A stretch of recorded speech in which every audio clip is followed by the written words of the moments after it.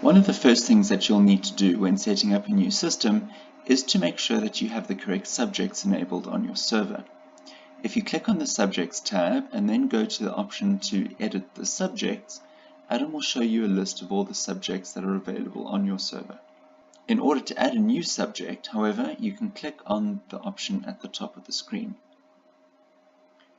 Going through the information that's required, the subject name, I'm going to enter English Home Language,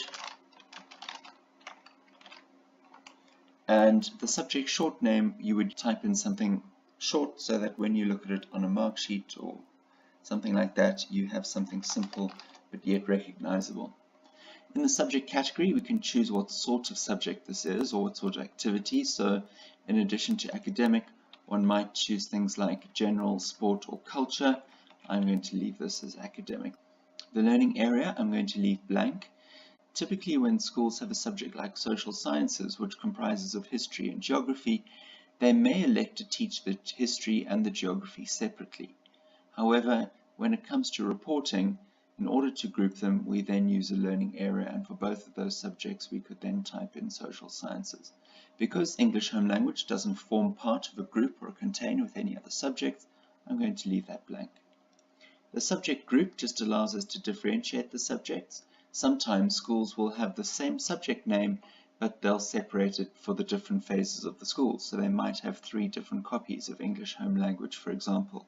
And then we could type in FP to help us distinguish the foundation phase English perhaps from the intermediate phase or even the senior phase. In this case, I'm going to put the subject group as FP for foundation phase, but really you can type in anything you need there. This subject group does not appear on the report and is only used for internal purposes. The official classifications, the Department of Basic Education subject link. So typically we'd search for the same subject that we need.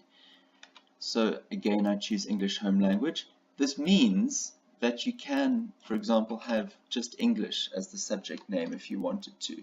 And this link would ensure that Adam knew which codes and so on to use when reporting to the Department of Education. The examinable option is one of the fields that's required by the Department of Education, and if it is an examinable subject, in theory you should put yes. If you're entering a foundation phase or intermediate phase subject, then feel free to leave that as no. It doesn't really make a difference. The reporting requirements start talking about how Adam will treat this subject when it comes to reporting. So for example, if you want to have the subject on your report, then this must be set to yes. If the subject should start in a new page, set that to yes, and if the subject should include a signature line, you can set that to yes. The second 2 options, the new page and the signature line, does require that your reporting templates are compatible with those settings, or know at least to look out for those settings. So if you're not sure about them, leave them as no, because we only really use them if we need to, if your report has a particular requirement to use those settings. The aggregate calculation typically would only be used in the higher levels of the school. So is the subject included? Because I'm entering in English here, the answer is yes, of course it is. And then the aggregate weighting. I recommend using a weighting of 1 unless you have specific need not to. Just if you use 1, then everything is standardized on that. If you decide to use 100, that's also absolutely fine. You can choose, as long as the rest of your subjects have a similar weighting, that's absolutely fine. Should the subject be considered a compulsory subject in aggregate calculation? This only really applies to grade 10 and up, where children can do additional elective subjects, and in that case you would want to say that yes, English must be included, even if they have other subjects that are still better than English. When it comes to the elective subjects, then those would be considered not compulsory, so Adam would then choose the best 3, for example, the best 3 elective subjects. So because this is English, I'm going to leave it as yes. The third-party integrations talk about how Adam treats the subject with respect to other integrations in the system. So for example, we could choose to add these to Moodle or Google Apps. I'm going to choose no for that.